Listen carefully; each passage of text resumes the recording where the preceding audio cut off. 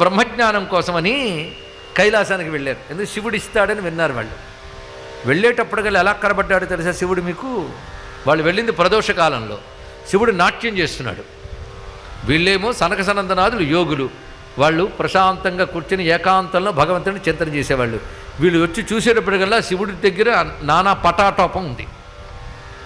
ముందుగానే వాళ్ళ ఆవిడితో నాట్యం చేస్తున్నాడు. చూశాడు, ఇంత సంసారి, ఈయన మాకేం జ్ఞానం చెప్తాడు అనుకున్నారు సనక సనందనాథులు. ఎందుకంటే జ్ఞానం చెప్పేవాడు సంసారం అని విడిచిపెట్టి ప్రశాంతంగా కూర్చుంటే అలా ఏకాంతంలో చెప్పాలి. అలాంటిది ఈయనేం జ్ఞానం చెప్తాడయ్యా? పైగా డ్యాన్స్ చేస్తున్నాడు, గానా బజానా. చుట్టూ దేవతలందరూ చూస్తున్నారు. ఒకరేమో మృదంగం వాయిస్తున్నారు, ఒకరు పాట పాడుతున్నారు, ఈయన డ్యాన్స్ చేస్తూ ఉన్నాడు. ఇంత సంసారం పెట్టుకున్న ఆయన మనకి జ్ఞానం ఏం చెప్తాడు? మనం పొరపాటును వచ్చాం అనుకున్నాడు సనక సనందనాథులు.